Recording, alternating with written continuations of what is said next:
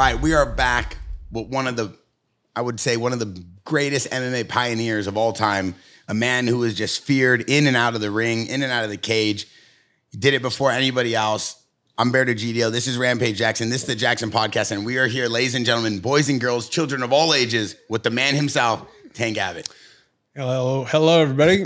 Nice to be here and sit down and chat. Yeah, thanks for coming and talk with us. That's my pleasure. Yeah. You look great. It's Thank good to you. see you healthy and kicking and looking good. Yeah, it's good to be healthy and kicking good. So Trust I think me, I've traveled a long road, and it's good to be here. Trust me. Trust me. People don't know it until you face it. Yeah, it's been a long road. Yeah, I heard from Paul Herrera. You gave us the whole MMA world a big scare. Oh yeah. If you don't know, I like to party quite a bit. Some might call me an alcoholic. I call myself a funaholic. I had a lot of fun and had to do with alcohol, a lot of it. And people would tell me, hey, man, you're going to kill yourself. And I go, no, not me. I was indestructible. And I found out they were right and I was wrong. And ended up getting a liver and a kidney transplant. And it's been a rough road. And I died on the table. Not, what's the word? Not like passing out, nodding off on ghetto drugs and saying, oh, I died. I actually died at a nationally ranked hospital, Cedars-Sinai, Beverly Hills, during the procedure. And I died 5 times. Wow. And I had 6 strokes, which was in a form of a crown. And that proved to be difficult to get over, but I'm getting there. I'm at least as smart as Tito Ortiz nowadays, but that's not saying much, by the way. Oh, we're doing that off the break. But yeah, it's coming back to me, and slowly but surely, I catch myself like, "Where's my keys?" And they'll be sitting right in front of them at the table, that kind of thing. But I can grasp concepts and things like that now, which is amazing for me. And the things that I've been through is amazing. We can go into it if you want to. Yeah, but I want to know, like, after you had your transplant, did you have to go to rehab or anything to stop drinking, or you just said, "Fuck it, I'm done"? Well, that's the thing of me saying I'm not an alcoholic. I've never been a slave to alcohol or drugs. I'm always down for a good time. If I was training for a fight, I got my work in, and every now and then I would party on the weekends. But as soon as the fight was over, boy, the fight party afterwards and onward was a good time. And I had a lot of good times. I heard a story one time. Let me see if I can remember. He was drinking in the bar, like, what are you having, Tank?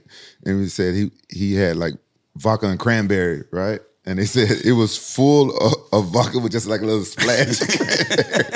That takes a long time to develop. I started off with sea breezes, and by the end of my drinking career, I was full vodka, and I'd just take straws and take the top and drop it into the perfect mixture. And so your mixer was just a straw's worth of sea breeze. Well, about 3 of cranberry juice, and just so it's perfect. I used to joke around and call them electric pink ladies, but they were definitely electric, and they kept the party going. Man, unreal. This is a funny thing. I'm not going to go there. No. Let's hear it. Yeah. Well, same story. I was partying well past fighting. I was with the WCW, and Hulk Hogan came up and said, "Hey, Tanker, what's going on?" And we were partying it up and having a good time. And he goes, "What are you drinking there?" And I go, "Oh, I call them electric pink ladies." And he goes, "Oh, okay," but in his Hulk voice, who happens to be a really cool guy. And So we're sitting at the bar, and the bartender comes up and he goes, "Hey, you guys ready for another drink?" And he's "Yeah." He goes, "You want another beer?" And he's "No, I want what the Tanker's drinking there. I want one of those electric pink ladies." I said, "Well, I have to make it. You don't just order them." And he goes, "Okay." And I go, "Get us 2 glasses of vodka here and a side of cranberry juice." So I made the straws, made them both perfect and pink, nice little things there.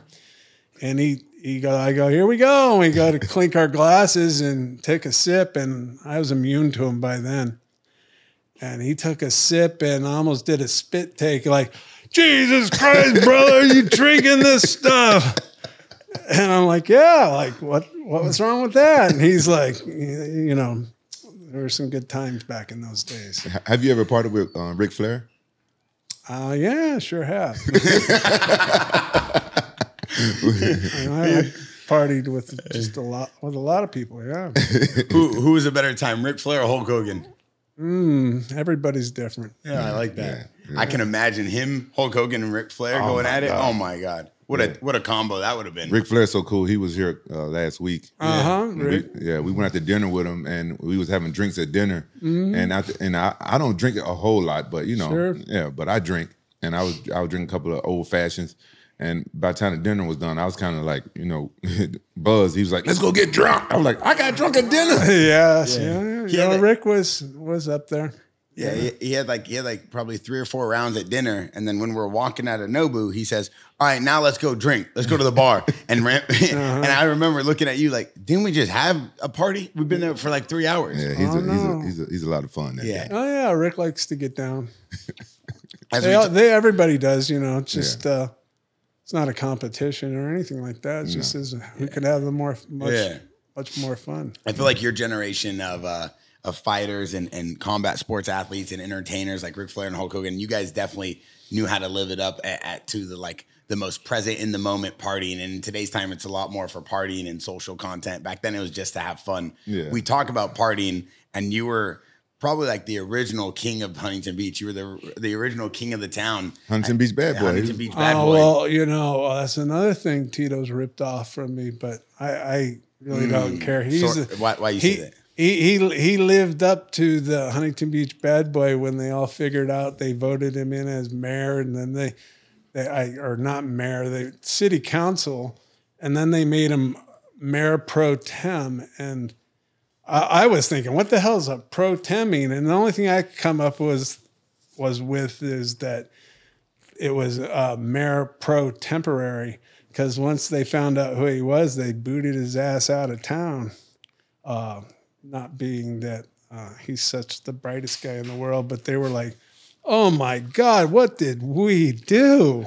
So did you see him? It's all over the internet. Him reciting the constitutional things of being the mayor or something like that, and he's like, da, da, da, da, da, da, da. And then you look into his eyes, and you can tell there's not much going on in there. I'm staying away from that. Y'all know I'm boys with Tito. Yeah, I like Tito, but I love all y'all. You guys are all legends to me, so I'm just honored to be sitting here. I don't have a dog in the fight, but I do want to know, do you feel that, like, because you were like, you were obviously a little bit older than him, and you were in Huntington Beach, and you were known for being the bad boy. Was that your persona, or did Tito give that to you? Oh, no. See, I'll tell you, the first time I met Tito Ortiz, the kid. There used to be an apartment in Huntington. Okay. And there was a bunch of wrestlers that lived there that wrestled at the local junior college. And it was like almost like a frat house kind of thing with a bunch of wrestlers. And I ended up going to jail for beating up a cop's son. That was not my fault. Truly, it wasn't. And we can get into it. It's a famous story, but I just got out of everything. And so we're over there partying in this apartment. And, it was like the couches, and after so many beers were drank, everybody pull the couches to the walls and there'd be takedowns and everything going down. And there was this kid in there and he was kind of floating around in the back. And I walked by the kitchen and I feel this guy come up and grab my hips and pump me like I was a girl or something. And I'm like, who the fuck is this? I turned around and I don't believe in sucker punching anybody. I believe it's like a cowardliest thing you could ever do. So I looked at him, I pushed him kind of on his chest, but not hard.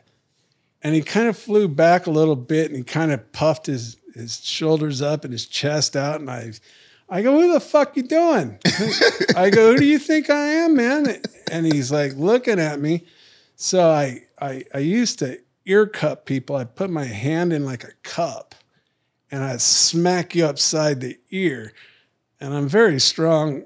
Naturally, I've always been the strongest guy around. And it kind of makes your ear ring if you hit it perfectly. And he flew back up against the chair. And I said, you don't fucking touch me. And he started crying. And everybody was freaking out. And he ran like the little scaredy cat he is out of the apartment and took off. And then everybody's like, you shouldn't have done that. He's just a kid. I go, I don't care if it was my mother. You don't do that to me. You don't hump another grown-ass man. That's right. And so that was our introduction. That's the first time you met Tito Ortiz. So y'all never liked each other. Oh, really? no. I just kind of laughed it off. It wasn't like, I truly, you know, I concur with Dana White. He's not a very bright guy. And he was, anyways. So that was our first meeting with him. And then everybody was giving me heat. And I was a little on edge after being let out. And I was relieved, but I was on edge at the time. And it was forgotten about. But the line was drawn in the sand, don't mess with that guy. And so he kind of just disappeared and faded away. He stopped coming over to that house and the whole 9 yards. And then later, much, much later, when I got into the UFC, I pulled him along as a sparring partner because he had a big frame. And all I had was these little guys like Paul Herrera and Eddie Reese. And these guys, they were not my level of wrestling, and they're too small. Yeah, they're small guys. Yeah, small guys, and you know, like nothing against small guys, but this is not good for big. I know. Yeah, I've trained with small guys. Yeah. So it's like you sparring me. Yeah, and so Paul says, "Hey, I got this guy named Tito. He's a kid, and he had wrestled at the junior college." And he was like state champion. And I come to find out it wasn't because he was skills, but my father used to have a joke all the time. And he was a teacher and all that. And he'd go, hey man, you know, Tito won an award. Just fill in anybody's name, but he would say, so we fill in the Tito's name. He won an award. He has he got a first place thing and the whole 9 yards. And he goes, what for? And he goes, he has the biggest dick in high school. And he goes, well, he should. He's 20 years old. And that kind of fits for Tito because he went on to be state champion or whatever, I believe somewhere around there. I don't keep tabs on him. But he was a man wrestling boys, like guys that just got out of high school, and he's went and took some time off and the whole 9 yards, and then they talked him in to come wrestle. And he was like 20 years old wrestling 18-year-old kids, which is a big spread in those days. Mm. And so that's where his wrestling accolades come from. And then I said, sure, bring him in. And so he comes into the wrestling room, and trust me, back in those days, there were no gyms, there weren't anything. They're opening wrestling rooms, and I knew that I was going to be fighting. I got a contract, a piece of paper, and the whole 9 yards. And I was like, woo, here's this thing. I'm going to show the world what real fighting is, not this laying on your back and trying to swoop up an ankle lock and all that kind of stuff and lay in the guard. That's not what happens in the real street when there's not a ref standing over your shoulder. And I'm like, I'll show him what's up. And so Tito comes in, and it was me, Paul, and Eddie, and they were practicing the guard, which jiu-jitsu is effective, you know, and you got to give it respect and say, hey, you know, it works. And we were shocked because we were just messing around with it, but going, hey, you know, if you're not worried about getting pinned, this has got some things to it. And so they bring in this Tito, and I don't think it was the first time, because I never really like beat up on my training partners or anything. I was much bigger and stronger than them. And I wasn't turning it up at all. I was actually being kind of soft. And he started crying. I had him in a front head and arm. And he goes, you're trying to break my neck. What are you doing? Oh, my God. Like bawling like a little baby. I don't believe that. That's an absolute truth. Come on. There's one thing that I'll take a lie detector test. But Tito's an accomplished wrestler, right? Yeah, he's tough, man. no, he got a big neck and a big head. Yeah, massive head. How do you put your arm around that big head? It was a front. He shot on me, and I got in a front head and arm, and I was squeezing and choking him. And, you know, maybe after he went away with John Lober and started taking steroids that made his head grow so big that he was the pussy that I know him to be. He still is a pussy. Who? Tito. Which Tito? Tito Ortiz is a pussy mentally.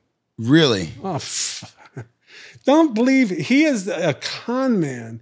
If he was good, he'd be like that guy, the carpet cleaner dude, Barry Minko. He was UFC champion, 205 UFC champion. Why was he 205 champion? Well, they didn't even have weight classes. Dana made the weight class for him and pushed him. And what did he do? Tito turned around and spit in his face and backstabbed him after he thought he was a big deal. Yeah, I remember they fell out. I remember Dana and Tito used to be really. They used to be really tight. I remember those days. Though. I'm not privy to the whole. Yeah, I'm not. You know what? You know, just as a man and principle, you don't do that to people. You know, loyalty. Have you ever heard of that? That guy, like I said, he's a dumbass, and he has no a thread of integrity. You know, like he said, backstab those people, and I got him his first fight in the UFC. He was crying at that. Eddie had to slap him across the face and go, "Quit your crying." And he was fighting some little puss from Shamrock's camp. Who was that? The guy from Lions? Bolander, or something like that. And Eddie slapped him and goes, "Listen, man, you're going to go out there. Just go out and wrestle. That's all you got to do is a wrestling match." And he perfected that. What the kids call it nowadays, he's a crotch sniffer. My God. He goes out there, he shoots a double, and he hides up in his little thing, his little cage. This is all you. I can't. This is all you on this. No, I can't. I can't come in because you know I trained with Tito for years. You know what I'm saying? Was he good wrestling? He never did anything sneaky, backstab you. You don't have to answer that. But you can think about it and you go, "Oh, he's been good to me." Yeah, so I can't say much. He never back. If he would have backstabbed me, I wouldn't fuck with him. Yeah. Oh, well. He's been good to me. He came to my family's charity event a few years in a row. Well, he's just trying to get himself over. Jesse Waters must not got the memo that he's a ding dong. And he was on the show the other day, and he's just out there spewing all these cliches, trying to get himself over, like God bless America, and we're all this and that. And it was sickening.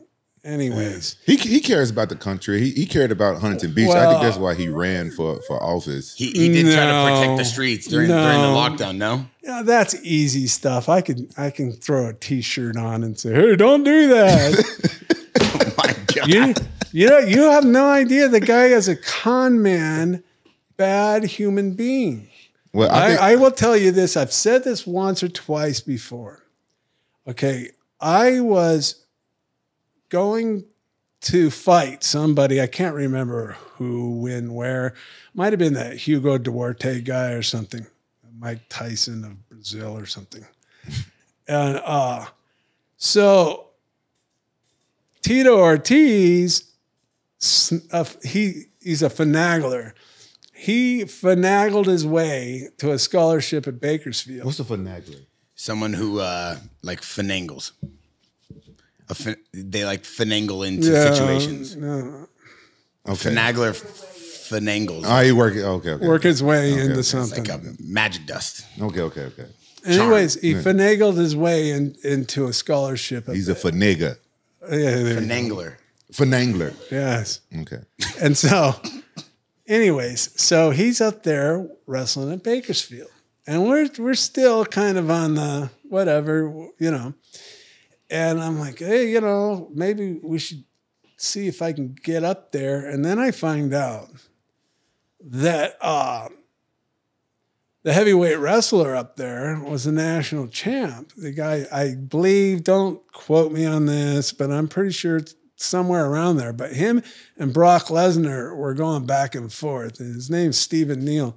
Hell of an athlete, man. That guy was an animal. He had a vicious running double that was like, trying to fend off a freight train. But I'm like, oh man, if I could train with that guy, you know? And so I had Paul call him up and the whole 9 yards. And we get up there and you could cut the air in the wrestling room. It was down at the end of like a field house kind of thing, down at the end of the football field.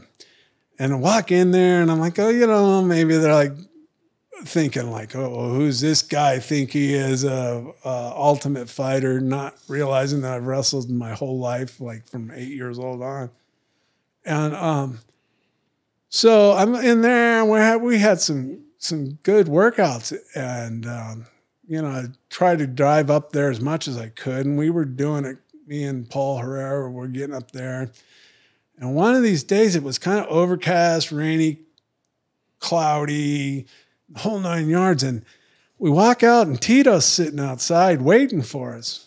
And I go, hey, what's up? And I already knew he was a slippery fish. And by this time, I'm like, hey, Tito, what's going on? And previous to this, the coach from there comes up to me after practice, right? And then I'm saying you could cut the air. Well, Tito wasn't in favor with the coach. And so I'm sitting up against the wall after a workout, and then I was wrestling with Stephen Neal, and it was awesome. You know, you don't get the opportunity to wrestle with somebody at that level. They pull your whole game up. And so the coach comes over and he goes, hey, how's that Tito guy, your friend? And I kind of like looked at him like, my friend. And he's like, how's that guy? I'm like, well, he's not my friend. I go, he's your coach. You're his coach. And I go, he goes, you know, we all went on a retreat. You know, it was kind of like to lose weight and go up and camp and all that kind of stuff. And he goes, this, your friend, and I once again reiterated, he's not my friend. And he goes, well, Tito says, hey, coach, I forgot something in the van down there. And can I have the keys? And he goes, I gave him the keys, and the guy's gone for like 2 hours. And he goes, everybody's cutting weight. Everybody's doing all this stuff. He goes, the jackass took the van and drove to the local store and got a bunch of food and ate a bunch of food and came back and comes back and goes, oh, and I go, hey, where were you? And he goes, oh, I just went down the thing. He goes, I could clearly see the tire marks and everything he left in the van. And he goes, he must have went off and got food and everything. And I just go, I kind of get what you're saying. I go, he's not my friend, but I'll give him a talking to. I go, he's not my friend and all. I go, I'll talk to him. I'll say, hey. And so Tito came in and I said, hey, the coach is like saying, you know, you get on the ball, dude. And he's like, yeah, you know, well, okay. You know, I said my 2 cents. I said what I was say I would do for the coach and all. And anyways, time passes. A week or two comes by, and it's the cloudy, rainy day. And he comes walking out but before we got in the room, and he's all, hey, man. And I'm all, yeah, what do you need, Tito? And he's all, well, I need like $500, man. Do you think you could help me out? And it's not like I'm some rich guy or anything, you know. I'm like, well, $500, bro. I go, no, man, I ain't got that kind of money. I'm just waiting for this next fight to show up, so maybe I can, you know, get back on an even keel and stuff. You know, it was hard back in those days. I was not rolling big time, and he's like, oh, okay, man, whatever. And he kind of walked off, and we got in the room. And so I'm wrestling with Stephen Neal, and we're kind of having takedown barrels after the practice. And I'm like going, wow, that's weird. And I go, usually Tito's around, and he was not around. And so I'm like, wow. So me and Paul are walking out to my truck. At this little mid-sized truck, nothing special, indescript, plain wrap kind of thing, and had a shell on the back. And Tito comes popping out of the truck. Or actually, he wasn't in the truck. He was sitting in the passenger seat with the glove compartment open. And he kind of does this slick little thing, and he has this dumb little look on his face, like, and I go, what are you doing in my truck, dude? Not even thinking anything bad, or in this case, nefarious. Just going, he's, oh, man, it's cold out here. I thought I'd just hop in your truck and wait for you guys to come out so I could say goodbye to you. I go, okay, no problem, man. See you later. You know, did not thinking twice about anything. And before the time, he didn't have a car or anything. I would go pick him up because I didn't have training partners.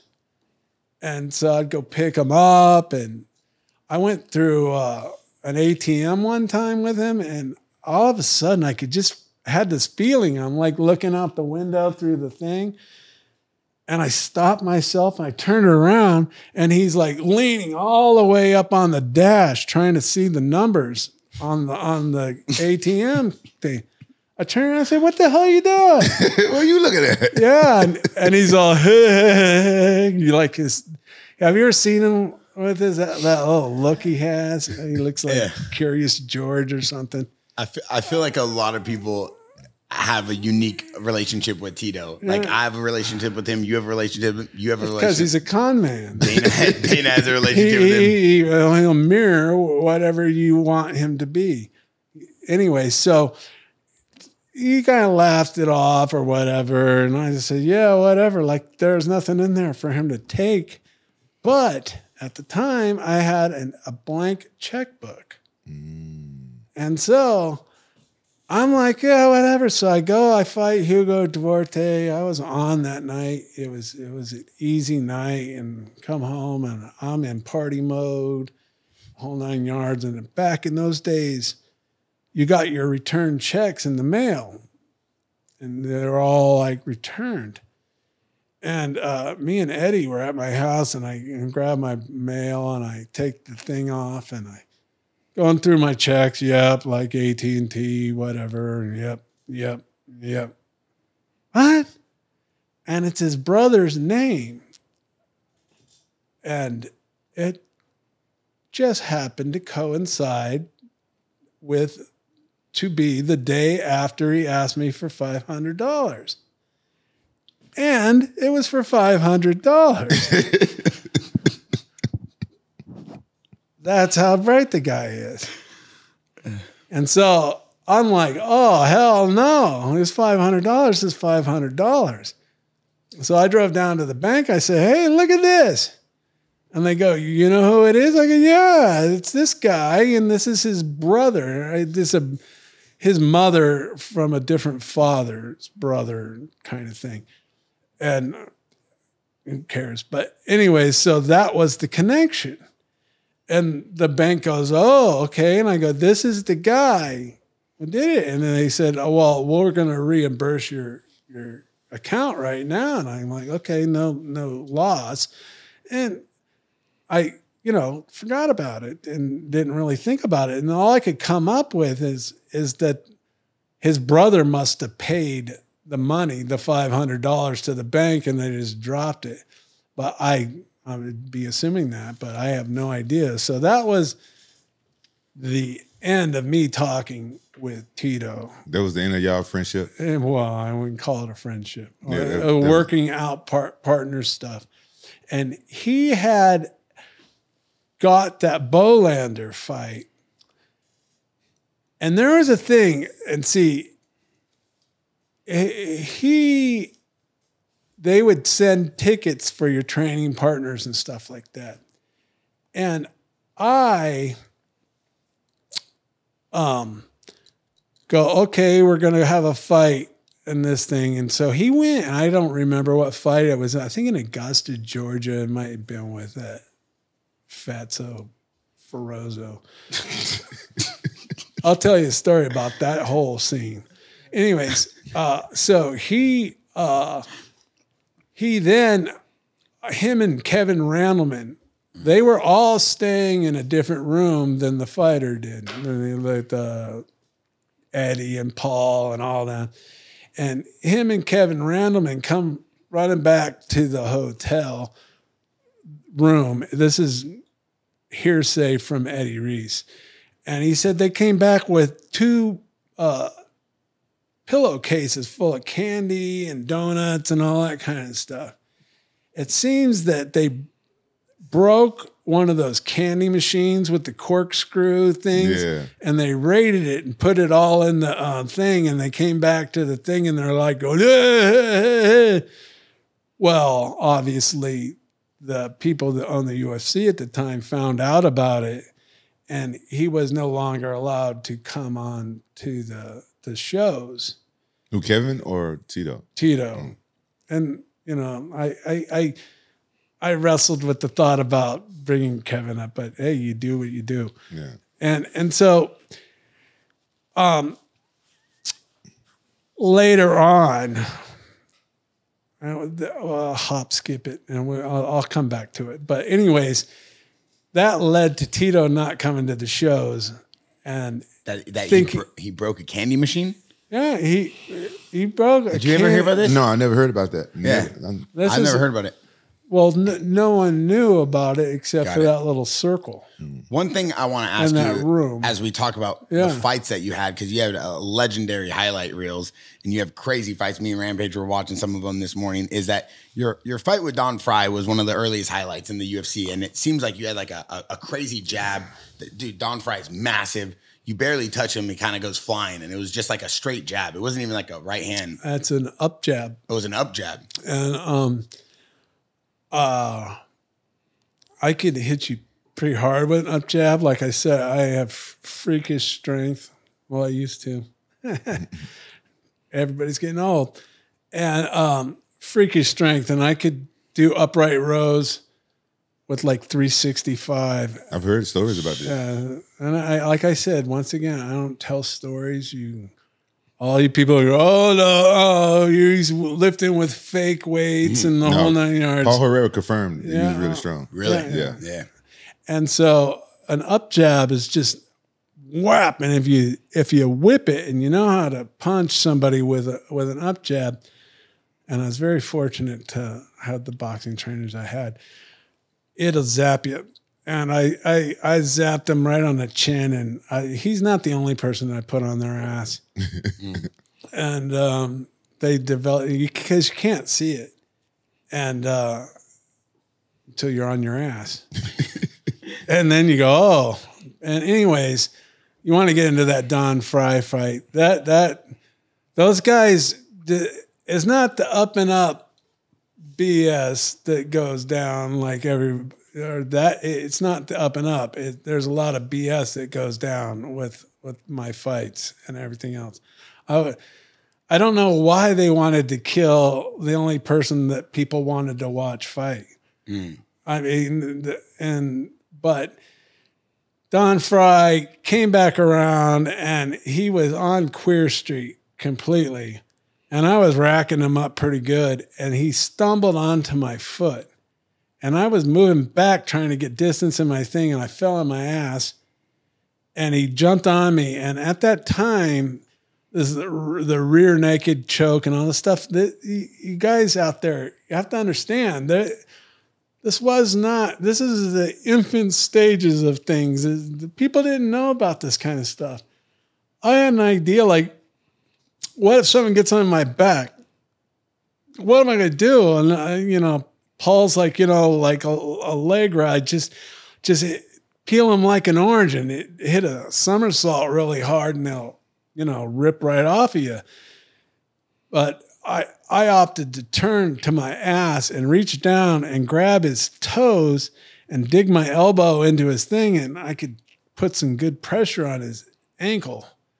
Well, if you watch that fight in the tape, you can see we had no shoes on, and everybody that I did it with had wrestling shoes on, and his feet were slimy, slick, and the toes just go pop, pop, pop, pop, pop. And I go, oh, no, here we go. And so he got the near, the near whatever, it's the rear naked choke. And so what? No big deal. Yeah. And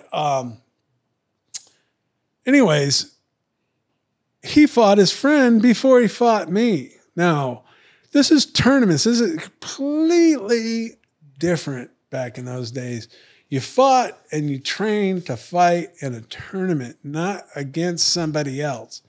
They were figuring out, hey man, we got to get this into something where it's not just a tournament guy. We have to build somebody up. And so they started the super fights with my first show. But when you do that, you have the same promoter agent guys that try to make money off of fighters that are making money. And they have a bunch of fighters underneath their wing. And guess what? Don Fry gets to fight his friend. Who was his friend? The Mark Hall guy. Mark Hall. Which one? He was the guy that fought him beforehand. He goes out and does the job for him. It might as well just be professional wrestling. Yeah. He had one fight before their fight. With his friend laid down for him. Yes. Oh, so damn. I don't know that, but this was he's saying right now. That's what I'm saying. He laid down. He didn't have a fight before me. So he was fresh. Yeah.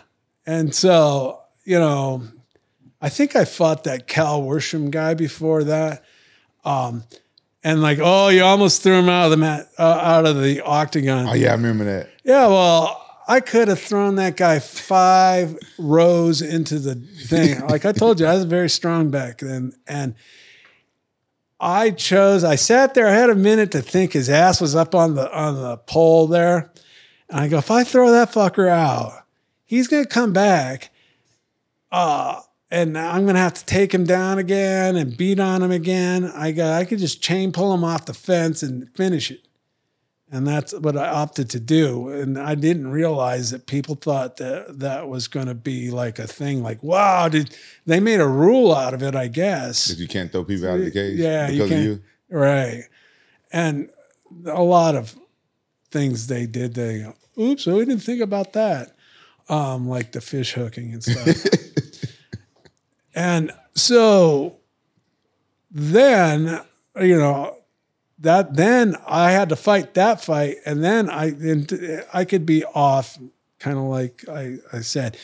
I had to fight that, but Don Fry gets to go fight his friend. That'd be like me fighting Paul Herrera. The integrity behind that is nil. You're like, oh, hey, go do the job for me so I'm fresh against this guy. And so he went out there. He was fresh. He got knocked on his ass, and he staggered on my toes, and I fell down. But, back in those days, oh, well, it was like a wrestling tournament. Like state championships at the wrestling tournament. I have pictures of the stand that you sit on, everybody. And I think I was 5th place, but I'd beaten everybody above me. I'd beaten them during the year. It just wasn't my day that day. And so like you have tournaments, it's like, oh, well, we'll come back and have another tournament. And, that's why all these people, they make up excuses. There's haters out there, as I'm sure Rampage knows. They just want to make things up and go, oh, yeah, what about this? Kind of like with a narcissistic bend. Yeah. And everybody thinks they're a tough guy, first of all. Okay. And learning a skill does not make you tough by any means. Like Hoist Gracie, jiu-jitsu, right? That guy is a tough man. Don't think jiu-jitsu made him tough. He's a tough guy. He's a little guy, but tough as nails. He didn't learn jiu-jitsu. And let me teach you, if that was the case, every rich guy out there would be learning everything, every skill there would be. He'd pay the best people to show him, and he would be the toughest guy in the world.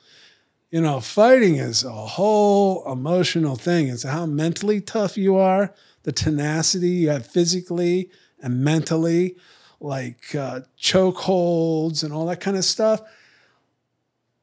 UFC 6, my first show, I believe I could have beat anybody in the world that day. And that was the introduction to guillotines for wrestlers. Submission holds that Oleg brought with Russian Sambo and the whole 9 yards.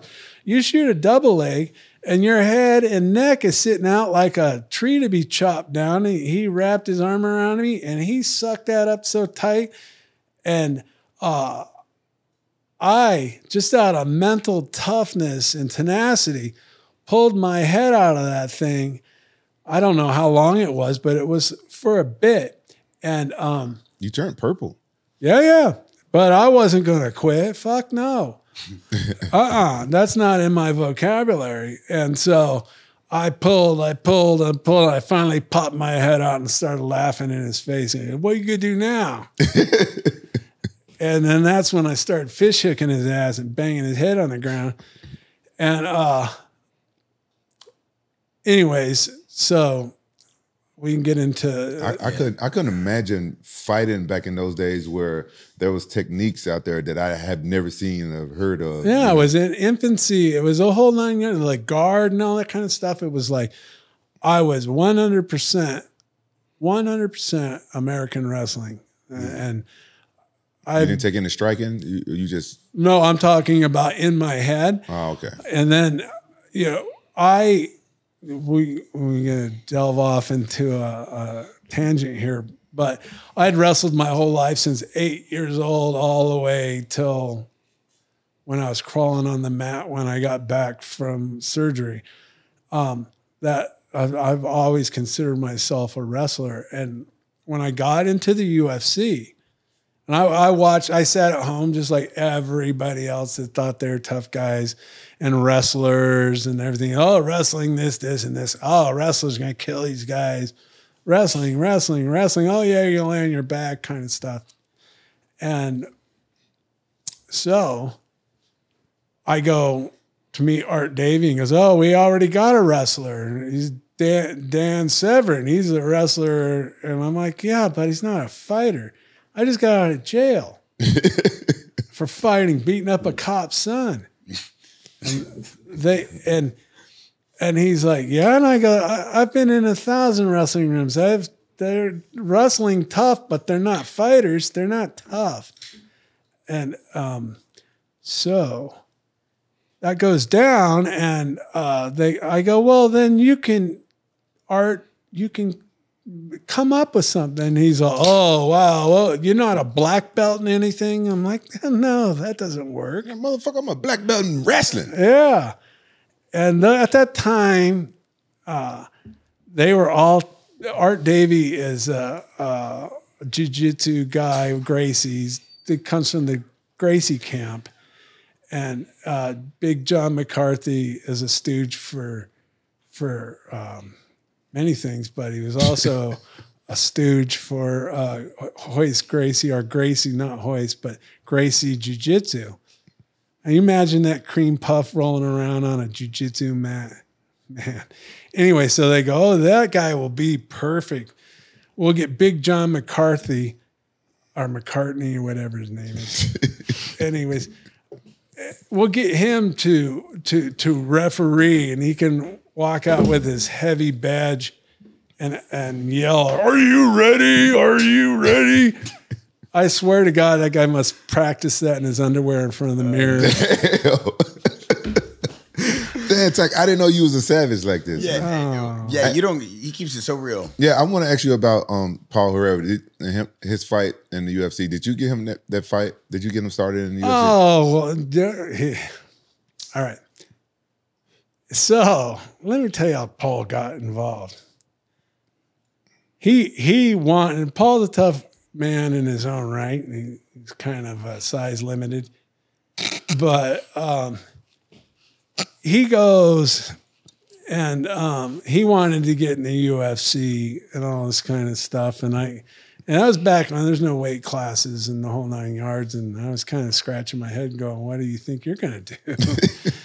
Anyways, so we go to the first show, and they had a cocktail party afterwards.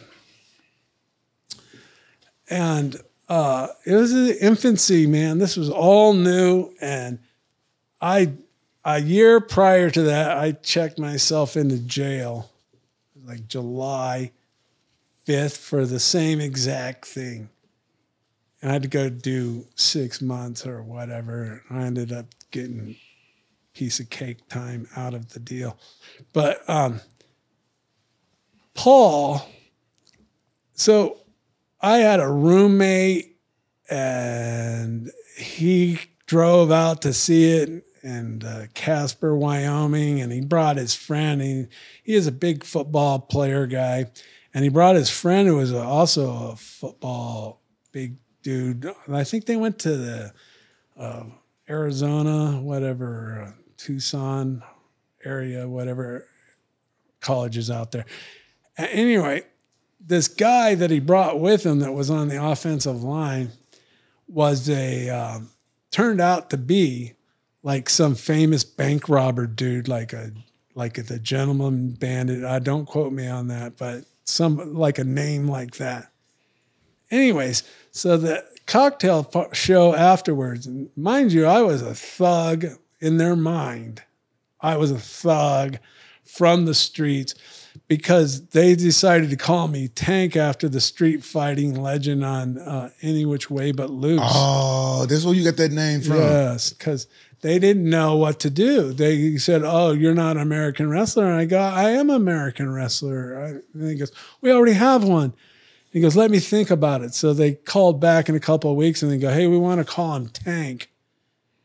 And I go, "Call me Lucy, man. Just let me get in there and bust these guys up.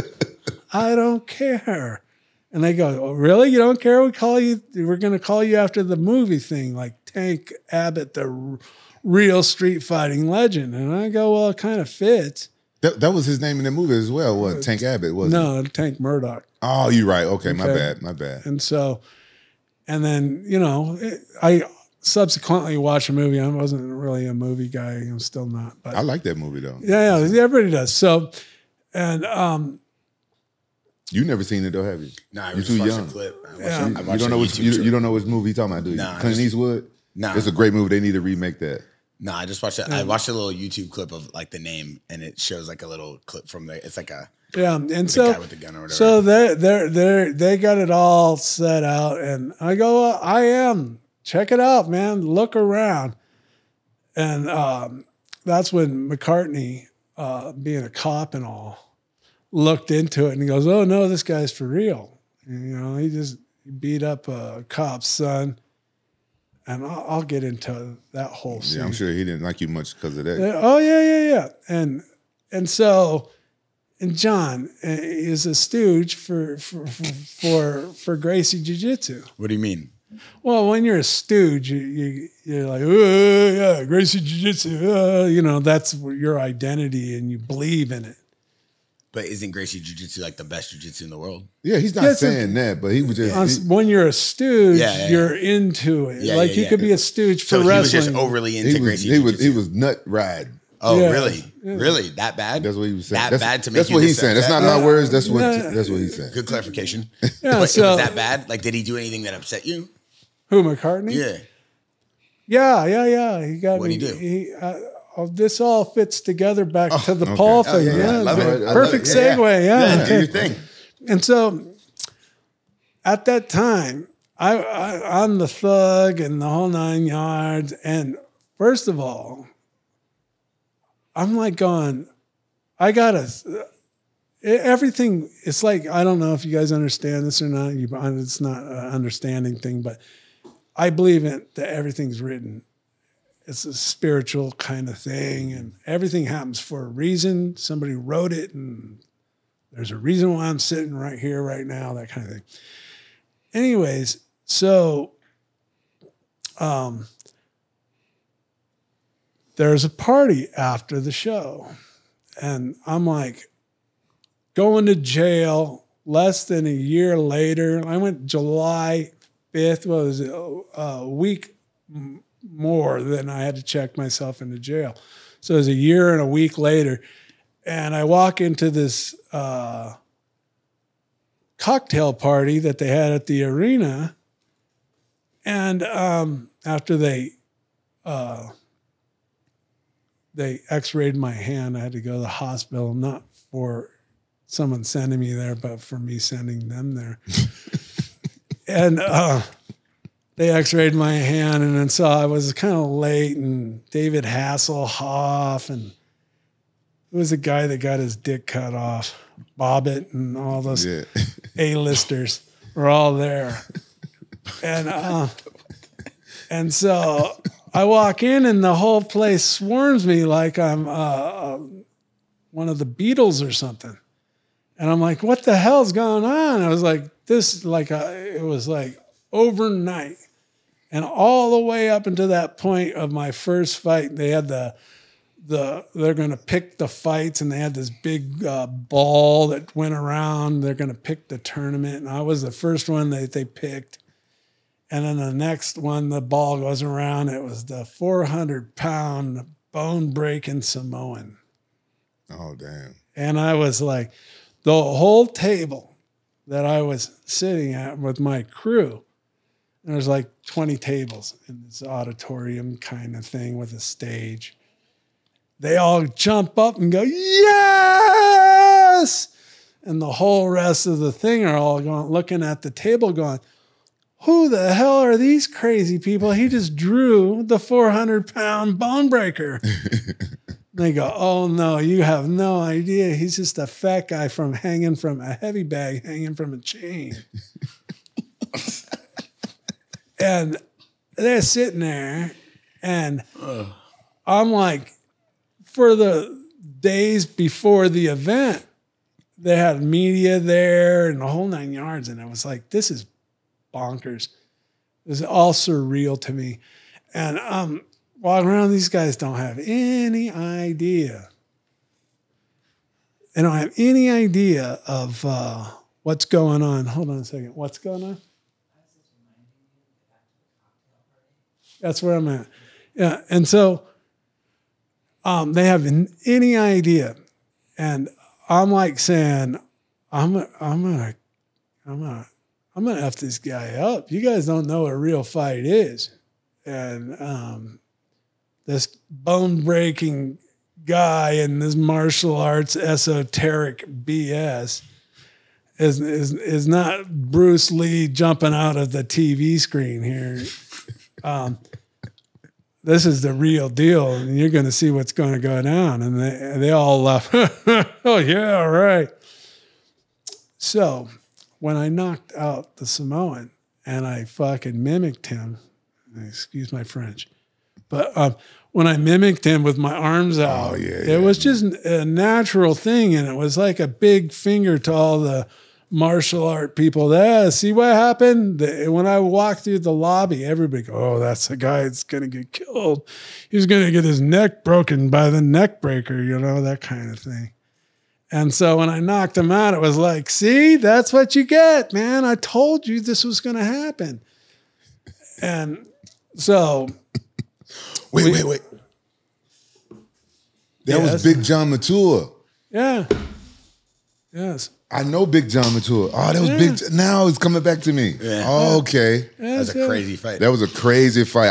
I know him because he used to be a bouncer at Cowboy Boogie back in the day when I first moved here. Wait, what? I used to go to the Cowboy Boogie. Yeah, when I first moved to Orange County. HB? No, it was in Anaheim. Yeah. So, yeah. In OC? In OC. It was the most happiest club in Orange County. Yeah. And Big John Matua, he was a bouncer there. Yeah. I remember this now. I used to go there when I first, just 20 years ago, I'm talking. Damn. 25. Yeah, it was 20 years ago when I was going there. Oh, okay. Okay, so that's how that came about. So I walk into the cocktail party and there everybody was like, yes, finally we're seeing somebody that really fights fights like we want to see. That's why I became the most popular guy on the show. Yeah. And you was the first poster boy. Yeah. Well, I was the flagship of the whole company, and much to the chagrin of John, but McCartney. And anyways, during the cocktail party, somebody stole Bob Meyerowitz, the guy who owned the show, his cigars, a cigar box with his initials on them. Somehow, some way, they thought Paul Herrera stole the cigars. Bob did. And Bob is a friend of mine now. And the whole nine. I tell him to this day, he didn't take. Was Tito there? You know, Tito, I wouldn't be able to defend. Don't even. What? Don't get him riled up on Tito again. I'm just asking him a question. No. Good question. No, then he'd have a valid point. Yeah. But so I said to him, I said, listen, man, he didn't do it. Well, I don't know this for a fact, but you can connect the dots if you're kind of average intelligence. Anyways, they dreamt up a whole show called David versus Goliath. And Paul was getting drunk and telling him how tough he was and all that kind of stuff. And that's what happens, I guess, when people like us drink alcohol. And so Bob had a bee in his bonnet for Paul. So they invented this show, David versus Goliath. And by the way, guess who another David was? Paul was a David, meaning like small. Guess who another David was? Who? Don Fry. How do you get from being a David to being the size that he is with elongated jawbones and everything else and a forehead you could smoke in the rain under? Anyways, so It's like out of nowhere. Hey, your comedy's like out of nowhere, and it's so good every time. Anyway, so Bob puts his fight together thing. And so guess who Paul gets to fight? Gary Goodrich. Yeah, the big black crazy guy. Right? I used to fight with him in Japan. Yeah, he's a cool guy. He turned south a little bit mentally. Yeah, when he got health to K1, problems, yeah. K1, he got knocked out a lot and stuff, took a lot of punches. Anyways, he seemed to be a cool cat in the whole 9 yards. But so Paul, he draws him to fight. And Paul, if you don't know it, has an awesome high crotch. Hard to defend. Even when I wrestled with him every day, he would get it now and then. And he's a great wrestler. Yeah, tough. And that's not because of skill. It's just from his raw talent. I joke around and he knows. I go, you don't even know how to wrestle. You just got natural talent through the yin yang. Anyways, so he draws him, and so through twists and turns and everything else, Paul makes these videotapes of him doing his high crotch. Well, that through twists and turns is unknown to me, but finds its way to the Gary Goodrich camp. No way. Yeah. And he basically broke it all the way down to how he does it and everything he does. So Gary Goodrich didn't invent, make up. He might have made it up, but the whatever the crucifix. Cross, the crucifix, whatever they named, whatever they came up with, was all designed for that high crotch. You never see that move again. No, it's because they made it up. They had the tape and they studied it and they went, all right, well, what can we do? What can we do? What the hell can we do? Well, we all saw what he did, and that was never made up there because someone comes in a street fight or you're defending yourself and shoots a high crotch. This is what you do. They didn't have that, and so we all saw what happened to Paul. Now, Big John McCartney is there. He was a ref for that fight, right? Yeah, he should have stopped that. He should have stopped that right away. Yeah, why do you think he didn't stop it? Oh, because he didn't. Yeah. So him not liking you rolled over to Paul. No. Oh, because they thought Paul stole the cigar box. And so he was trying to gain curry with the boss, Bob, by letting him take a beating like that. That was fucked. Have you seen that fight? Mm-hmm. That's what John did. John is. Wow. Hold up. Wow, I don't want to see it because that's Paul Herrera. That's my wrestling coach, man. I've seen it before. I just watched him train with Jalin Tarantula at Tiki's gym. Yeah, he was phenomenal coach. He coached me for a lot of fights. You know what Paul told me? Yeah. He said back in those days, people didn't know. It was like you said, it was the beginning. People didn't know. He said he was out partying and stuff the night before fight. He wasn't like taking it serious. Like, nah, you know what? I'm making excuses for my coach here. Yeah, no, exactly, and he's a good friend of mine. Yeah, but like I said, I'm like Abe Lincoln. I can't tell a lie. Oh, damn. Wait, so you're saying Rampage is lying? No, I'm not lying. No, I'm telling you what Paul told me. I'm not lying. I'm just saying that the story might not be true. No, might not be I'm accurate. not lying. I'm telling you what. I didn't say you I'm lied. telling you what my. It just might not be accurate. See, listen. This is the thing, though. He's never gotten there and fought. I'm saying Paul is telling stories because everybody does. It's because he got his elbow, or Goodrich put his elbow through his head, and he's making stories up. But the whole point was it was a whole setup. He knew what was going on, and the tapes got leaked. Yeah, it got sent to him. I think I know who sent it. Listen, from listening for what he's saying, potentially who sent it. Allegedly. No, it's just my opinion. Okay. I think if it got leaked, it was part of those people who felt like Paul stole that shit from him. Mm. It was a guy.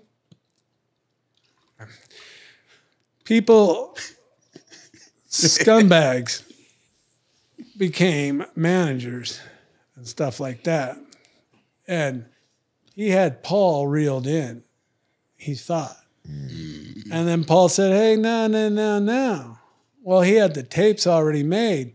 So once Paul was going, no, that guy said, hey, guess what I have? And sent it to Gary Goodbridge. That is horrible. Because it was no internet like it is now. So somebody had to send tapes. Boxers don't film sparring. Same thing. Yeah, Send it to your kid. Yeah. That happened to me with Cabbage, but we'll get back to that later. And so, so Paul was set up basically, and Big John McCartney did that. And I was pissed off, for Paul. And I didn't put it all together that night. Like, this is all through deduction over time that I came to this conclusion. And so when that went down, I was there going, he's got to get in the ambulance. And back in my young days, no one sent me anywhere in an ambulance. And I was telling Paul that, no, you don't go in anywhere in an ambulance. And then Paul's like, well, you're going to listen to him or whatever. And then they ended up making a big deal out of it. And John McCartney is in some crazy illusion that he was the show. Maybe because he was standing in front of the mirror with his Speedos on, shirtless, going, are you ready? That Mills Lane guy sent him a thing that's a cease and desist order to quit using that. Oh, for real? Really? Yeah. I didn't know that. At least that's what he told me on a plane to Japan. Tank, one thing I wanted to ask you as we're getting close to wrapping the show up, a few things is that a lot of people say that you got into a scuffle or some sort of argument at an airport with Boss Rutan in Brazil. And Boss is obviously a legend. We had him on the show. He did a phenomenal podcast. Not sure if you watched that one. But one thing I want to know is, did you guys fight at an airport? No. Okay. That guy makes up stories. Let me tell you something. If you're anywhere and you wanted to fight me back in those days, it was on. I ain't gonna, are you kidding me? I would go fight you at a drop of a hat. Like, you needed somebody to fight. That goes with my record. All these fights that I had besides tournament fights that they would set up for me to lose and all this kind of stuff, I would not walk away from Boss Rutan. First of all, we'll just leave it. I wouldn't walk away from Boss Rutan. You guys didn't fight. No. I would squash him like a bug. You spreading rumors now. No, I'm not spreading anything. Come on, this is alleged. I can't let you. Well, I'm not spreading anything. I'm asking the source. There's a lot of internet material out there right now that's saying that in Brazil. He says that. He's out of his mind. What did you hear? I heard rumors that you and Dana White got into a fight and you beat the shit out of him. No. Oh my God. That's the rumor I heard. Where? Dana is actually has been with me a cool guy. And whispers. You hearing whispers. I'm just telling you what I heard. Uh-huh. And I'll tell you this. And going back to when I got sick, there's a thing called hepatic encephalopathy. And basically, your liver is all scarred up with cirrhosis, and it doesn't cleanse your blood, and you have toxins going through your brain. And it makes you completely crazy. And towards the end of my sickness, I fell off what is called like a cliff kind of thing of a compensated liver to a decompensated liver. And in June 2016, somewhere around like July 1st or so, I checked myself into the hospital. Prior to that, I was a certified madman, crazy, Looney Tune, nonsense talking person. And when I used to party, I would call people up. And just say, woo, whoa, having the greatest time, whoa. Just getting down. And, this is what you did. And it seemed like a good idea. I'm sure the people that on the other end of the line are going, oh, you're having a good time. Good night. You're bothering me. Boom. I would call Bob. I'd call all sorts of people. You ever called Dana?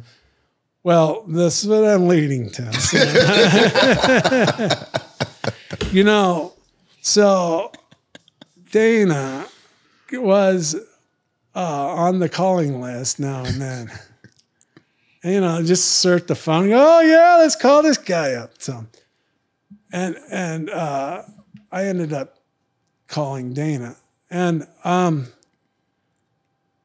longer time went by, the crazier I got. And I can't believe my wife became my wife because she took a lot of abuse. And trust me, it was like I became possessed. I would sit here and say the most vile things to all you guys, and you just go, holy smokes, what's going on with that guy? And that guy's crazy. And I ended up saying some really bad things only because my wife told me about them that it triggers memories. And I'd go, oh my God, why would I do something like that? Like I said, I was not in control. And it's not like getting drunk. And like when people get drunk, the truth comes out. And if you're an asshole, you're an asshole. There you become a jerk. And people don't like you because you drink. No, it's because you're just a jerk and you can cover it up. Takes your inhibitions away of that. Well, this is a whole completely different thing. This is craziness. And I said a lot of things that I wish I would have never said. And truly, as a man, just as a human being, I regret all the things that I said. And I was not in control. It wasn't like I got drunk and I thought these all along. The vial that I spewed out of my mouth is awful and was bad. And when I got out of the hospital, I tried to call him at least a dozen times. But you won't pick up now, huh? No, I was blocked. And Yeah. I was way, sometimes it took me like an hour just to call somebody on the phone. That's how I'm with the strokes and everything. Yeah. But I tried to call him. And right here on Jackson, I will tell, I sincerely apologize to you just as a man. And I can barely tell you what I said. I know from what my wife would say, she goes, there's no stopping me. And you were insane. I would walk around my house, a relatively nice house, and tear it to pieces. And not after drinking or anything like that, just nighttime came around and I didn't even drink. Turned into an insane person, go upstairs and sleep for 3 days. And wake up and like, wow, I'm still here. And it was like, what the hell happened? And my wife would just be like, oh, babe, it's really bad. And then, so I'm laying that out there. If anybody's out there, woohoo, Dana, I'm sorry. I didn't mean to do and say the things that happened. It was not me, and it wasn't a drunk me. It wasn't me. I was possessed with poison. It's called ammonia in your brain. You can Google it or whatever you want to do. But it's... Dana's a good man. I'm pretty sure that he see this, he'll forgive you. Uncle Dana, if you watching, you know what I'm saying, it was a heartfelt apology, and unblock him so he can call you and y'all can talk. Yeah, make sure everybody on the JAXXON podcast community, if you guys are watching this, clip it, show it, post it on Twitter, post it on Instagram. Let's make sure that Tank and Dana can kind of mend that. as such an icon like yourself. Yeah, you know, it because takes a lot to do that. He is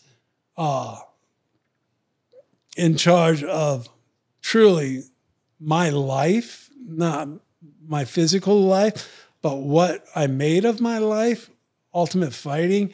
And now with the WWE, that was 3 years of just insane, crazy fun partying, man. It was absolute, like someone plucked me off out of bed and dropped me into fantasy world. I mean, I'm sitting there with Hulk Hogan, everybody you could imagine as your what you watch as a kid and the whole 9 yards, and then now you're part of it and you're in that thing, and what you're drinking next to Ric Flair, talking stories and all sorts of fun stuff. It was like I had to pinch myself daily, like this really didn't happen. I would love to unpack that a little bit about the WWE, WWF back then. It was WCW, was where Ted Turner took over from Vince. And I was going to WWEF, whatever it was at the time, for a meeting.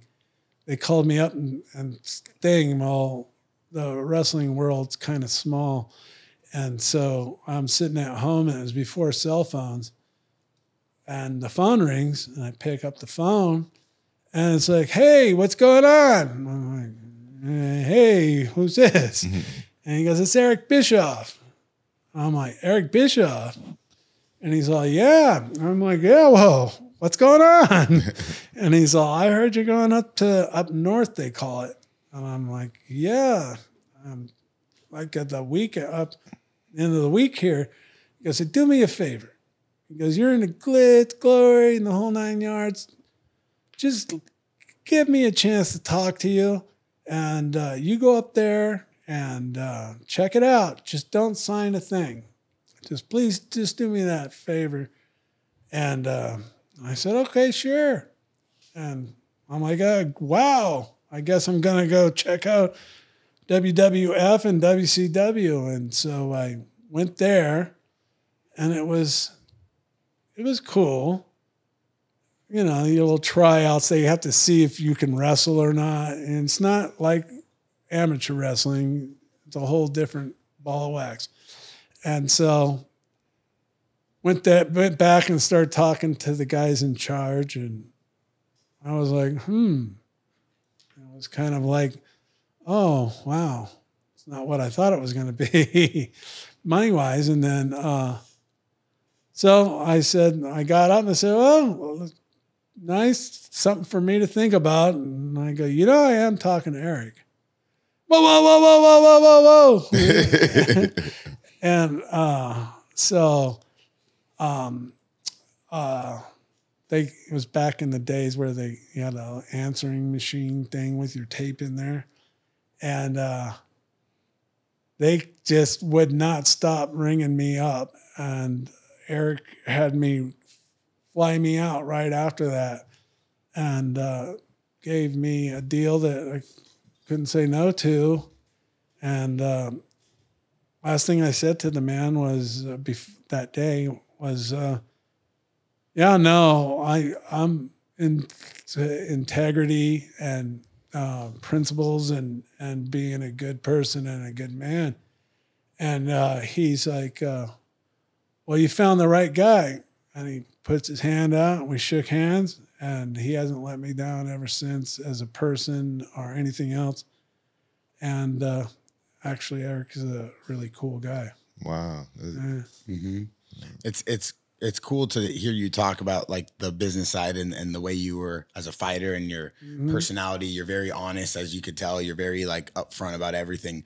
Who was like some of the most, I don't want to say like the best wrestlers you got to work with, but who are some of your favorite that you got to work with? When WCW? Yeah. Well, they were all cool. Yeah. You know what I mean? It's such a different ball of wax. Everything else is like almost, See, I went into the deal, the whole scene, with like a first round draft pick. It was done. So there was nothing I had to do to play the game and get down. It was all right. Let's just get you ready to wrestle. And then politics is very political, comes into play. And you think like everybody, like the first show I went to, I'm like, all right, cool. You go to this power plant and they teach you how to wrestle. And Paul Orndorff was still alive at the time. Talk about pinching yourself. And calls me into his office, and he was running the power plant, and they have all like 6 rings underneath this thing, and there's a whole crew of people. And I go in there and into his office, and he's all, these guys are like they are on TV. And so I'm sitting there going, wow, this is so surreal. This guy, Mr. Wonderful, sitting across the desk from me, like Rampage is, going, we're going to do this and we're going to do that, boy. Let me tell you something. His hair and everything. And I'm like going, am I really here, man? This is awesome. And so everybody, I didn't have a thing. So I go to my first show, and I get in a little scuffle with one of the Steiner brothers, Rick, whatever his name. Rick and Scott Steiner? Robbie, okay, Rick, but Rick Steiner. That's when I get mixed up on the R's. But I go back and I go, okay, it's going to be like the cocktail party they had at the UFC. Hogan's over there. Flair's over there. Everybody's got their own little group. No one hangs out because everybody's in competition for money and getting over and getting a position. I was like, oh, wow, I guess like, oh, we're all hanging out like a football team. No, it wasn't like that whatsoever. Oh, wow. Yeah, it was a very serious business kind of thing. And everybody understood. It's called being professional. Everybody was professional. That's where I ran into Bob Sapp for the first time. Oh, for real? And WCW? Yeah, he was at the power plant. He was training to be a pro wrestler? Yeah, he was. He would have been good. I don't know why he didn't same. I wrestled him one time in like a small like type of house show. They like high school gymnasium kind of thing, just so as a wrestler to be, you learn that kind of situation. And I was wrestling the Barbarian. And it was a house show in Texas. And I tried to oversell. We had the match kind of mapped out because I was so green. I don't know what the hell I was doing. He goes, I'm going to come out of the ropes and pull your heels out. And I was going to get a real pop on the ring. Well, I ended up knocking myself out with like a concussion. And so he's like, I'm on my way up to wrestle for the belt. And so he can't be beating me. And so he's got my feet by my ankles and he's, come on, wake up, Tinker, wake up. And I'm like, what the hell's going on? And I go, oh yeah. And I did the rest of the match on autopilot, grabbed my bag, jumped in my car, and just started driving around the parking lot. And they're like going, what the hell is he doing? Like thinking I'm out there smoking a joint or something like that. And turns out I had no idea what to do, where to go. I was just driving around the thing. So they walk out, they have like a traveling medic kind of guy. He's like, hey, Tanker, what's going on? Who are you?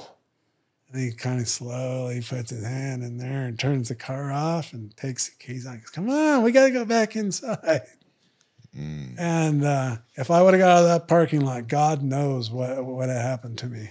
Wow. That was wrestling is like unbelievably cool, man. In the situation in the 3 years I was there,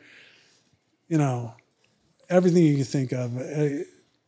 Travel, everything. It was awesome. Those guys live like rock stars. You was the first MMA fighter to go to pro wrestling, right? Well, I think I know Ken Shamrock did it, but Shamrock. See, I those thought you guys. did it first. Yeah. Well, that made a name. Well, yeah, Ken did his thing, and I'm not saying anything like that, but you don't like Ken? Ken, I Don't don't get him started, bro. Why you don't like Ken? I don't know about Ken. I really don't. I don't have it either or. You know, all those guys, they come from Pancrase. Yeah. They come from what? Pancrase. Pancrase, which to me is just a work. It's not real ultimate fighting, and they try to sell it like it's like Boss Rutan does all that kind of. You're going to go out. Sell what? Break that up. Break Like- that down. You don't like- understand. You don't understand what that means, huh? No. Sell what? He's really green. He don't Yeah. know. That. Yeah, well, so like if let's just say kayfabe, like it's real, so to speak. You know, it's You not think Pancrase was fixed? absolutely. You can go out and slap somebody like a little bitch. That's so stupid with pillows on your shins. But you know, Boss Ruin talks about how by slapping someone, he gets more reach. Yeah. That's why. What's the guy? The boxer, heavyweight boxer, Fury. whatever. Tyson Fury. That's why. That's why he slaps like Yeah. that. And Because he put the gloves on. He cheats. His knuckles I right. seen that thing, but come on, that if Mike Tyson should slap too, then if that's really effective. So you don't think Pancrase was real fighting? No, I've watched it and I go, what do you? And it was another dumb guy. He's runner up to dumbest guys of the world. They should have a dumb fighter Jeopardy. Frank Shamrock. That guy is a moron. Really? Even almost. He's up there with Tito. Damn. He didn't say Ken. He said Frank. Oh, Frank. Frank, His brother. Okay. But Ken was a pretty big legend. Why do you think you guys never fought? You guys were both superstars. See, this is a deal. When the UFC started, it was the Gracies, and they had the idea, and they go, hey, you know what? Those guys are tough men. And they go, hey, we're going to show the world that our jiu-jitsu is not striking kung fu and all that kind of stuff. Well, that goes on for 5 shows, but they didn't have anybody to put it on pay-per-view. And pay-per-view was a thing. And so Bob, who was Semaphore Entertainment Group, they were putting on pay-per-views like David Hasselhoff and Germany kind of thing. I guess he's a singer or something like that. Yeah, he's a rock star over there. Yeah. So they put it on the air and that thing. And, you know, the funny thing is they did a pay-per-view for him. And it happened to be the same night, the pay-per-view, as O.J. Simpson and the White Bronco. Oh. So they didn't really get a good buy out of that night. But, That's bad. That's bad. The whole world's watching that. yeah, exactly. Yeah. So they had the first 5 shows with this Art Davie, who's another character, boy, and so they're gonna, and then with John McCarthy, I think Art Davie found John McCarthy. Bro, we're gonna need a second parter, bro. We're gonna need a second parter. He just, bro, he knows a lot about the beginning and stuff that we never heard of. You got all the history. Yeah, You're an encyclopedia. Yo, you wrote a book. Did you write this in your book? Absolutely, no. We were listening to My book is a trilogy. Thanks for bringing that up. Yeah, But we're also going to put it in the description of this video. Cool. You know, I wrote every page of that book. It's over 900 pages long, and the editor cut it into a trilogy. But it talks about a fighter named Walter Fox and how he came from the streets to fight in a no-holds-barred fighting show. And he later becomes the star of the show. But the 3 books talk about it. And anybody out there wants to know what it was like in the drunk driving days when that was no big deal. And you took an ass kicking, you went home and go, maybe I should readjust my attitude a little bit. And not call the cops, that kind of scene. So that being said, I got lost on that. The book. Oh, the book. Anyway, so I wrote the book. No, we were talking before the book. Ken Shamrock, but finish the book comment, and then we'll go back to Ken Shamrock. So the book kind of encapsulates how somebody that goes to jail for real fighting, not some martial arts guys dancing around in a dojo with judges and refs and, I'll slap the mat if you stop hurting me. Like, what the hell's that? Try slapping the asphalt while I'm bashing your head in. And all because, let me tell you something about this. I'm not some narcissistic bully pushing my weight around. Back in the days, my brother was 5 years older than me and a football star and the whole 9 yards. You don't think I know how to behave around people that can hurt you?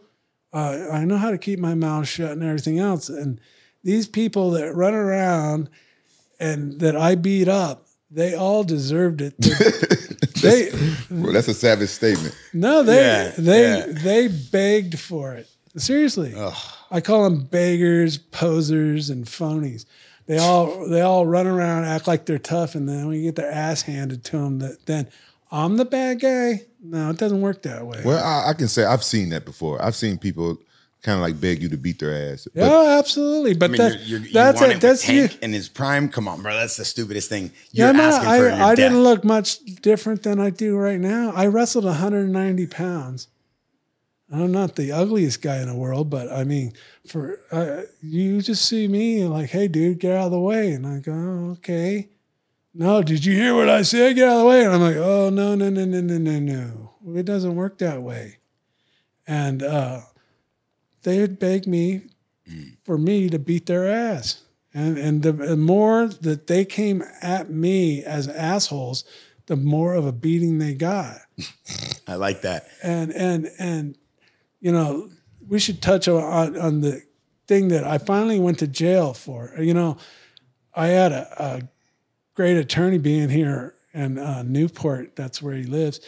His name was Jerry Riopel, and he's retired now, but he got to find the truth, and the DA to find the truth that these people that got beat up deserve to be beat up.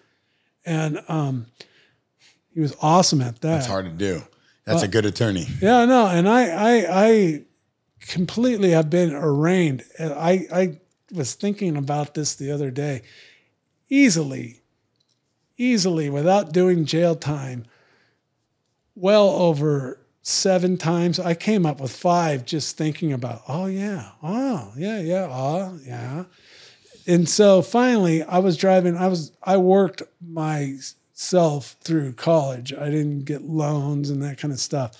And I worked at a liquor store, and I was coming home from the liquor store, and this guy was beating his girlfriend up on the side of the corner. And I wasn't going to be some knight in shining armor kind of thing. I was like, hey, and they kind of broke it off, and she took off running, and he had his adrenaline going and all pissed off. And he's like, what the fuck you looking at, motherfucker? And, everybody knew I worked up at the liquor store around the corner. So I'm like, hey, fuck you. And I go, okay, you want to beg that bad? I'm going to give it to you. And so I put my car in park, and it was in a residential crossing streets, and there was a church on the corner. And he was like a little jackal, like saying something smart ass. And he kind of reminds me of you. Me? Just physical looks, Probably one of your relatives. Oh, man. I thought he was about to kill me right now. You're getting flashbacks looking at me.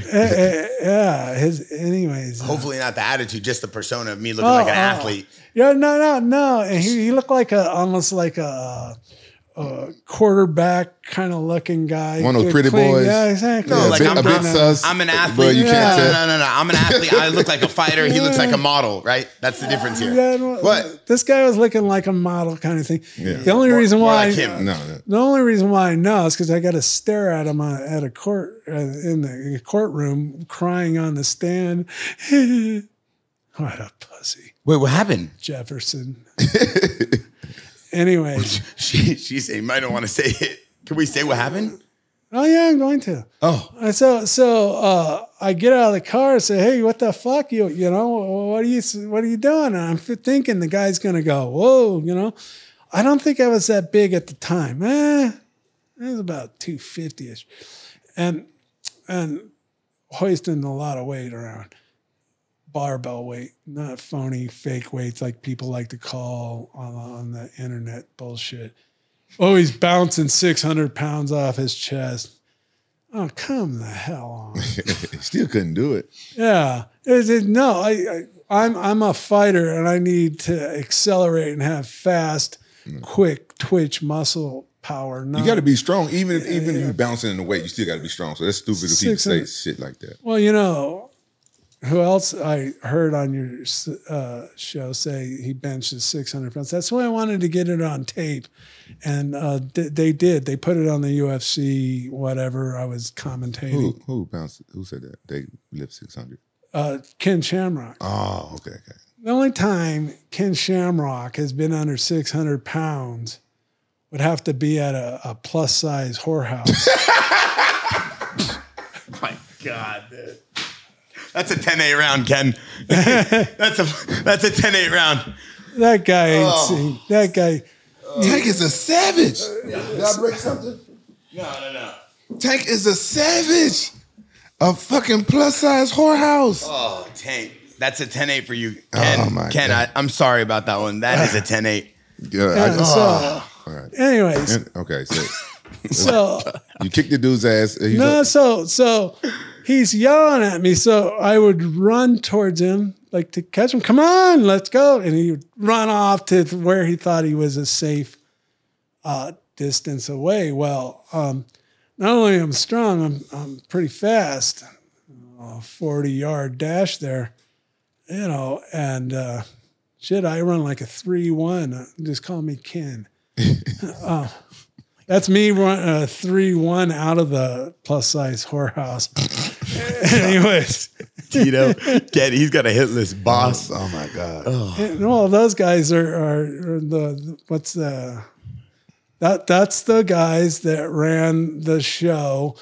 Bob wanted to find a star like Hoyce, so they put all their chips on Ken, not realizing he's just a professional wrestler doing professional wrestling in Japan.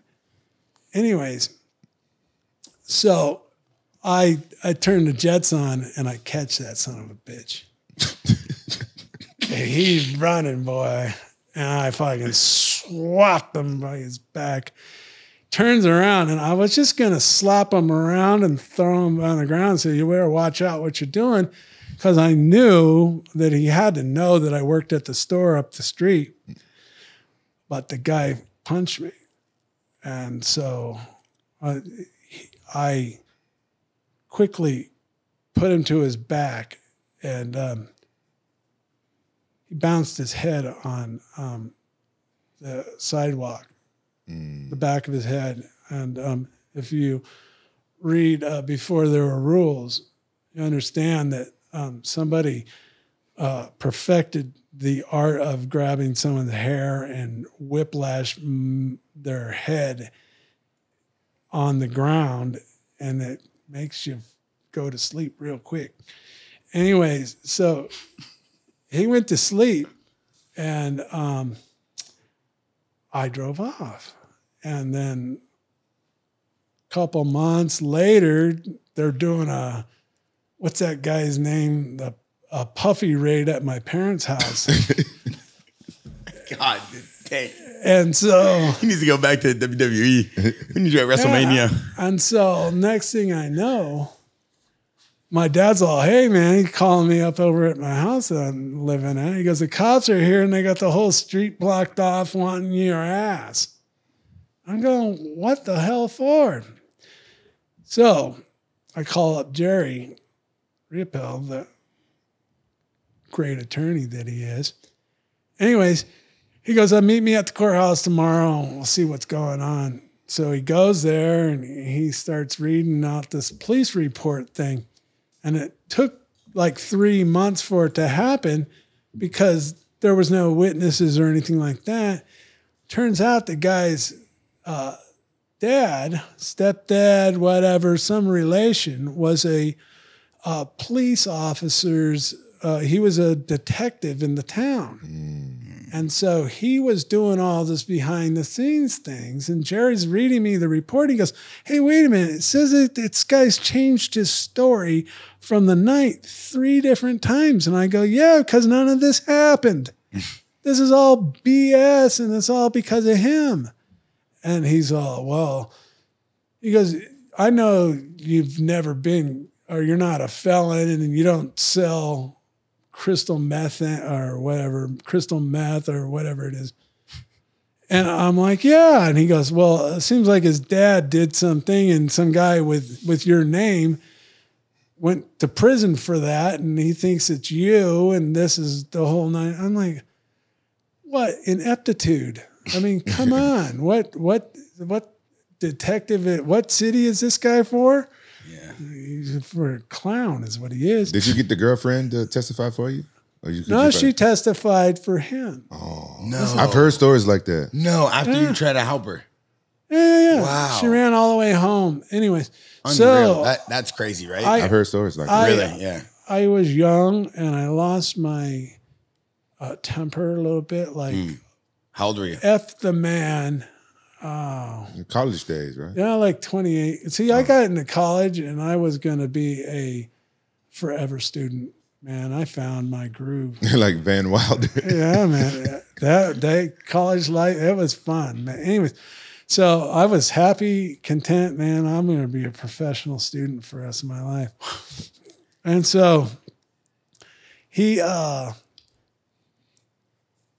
this goes down and I yell at Jerry. I didn't yell. I just went, oh man, fuck these guys. They're trying to, they're putting me together to throw me away. And this is not fair. It's not right.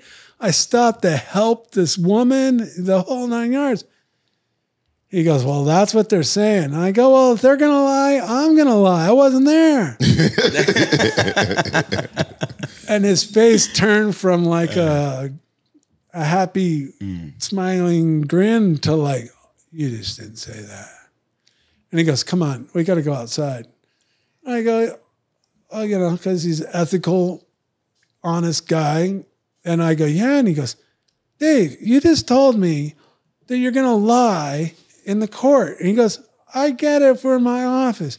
But you said it in front of the DA's office, everything else. I can't represent you now. He goes, give me some time and I'll find you an attorney that I think will help you. And I'm like, oh my God. He goes, you're out, you know, for whatever. Anyway, so I started listening to some dumb people and I go, oh, I'll try this guy. So I found another inept guy to represent me. And I told the guy, we're going all the way to the box on this one, man. I ain't going down for this. This is all BS. Anyways, it was like muggy South, the deep South air, man. It was awful. And I walk in there. Humidity. Yeah. And it was this, you could cut the air with a knife kind of thing. And they called his girlfriend on there and she started crying. And I'm going, oh my God, my ass is cooked.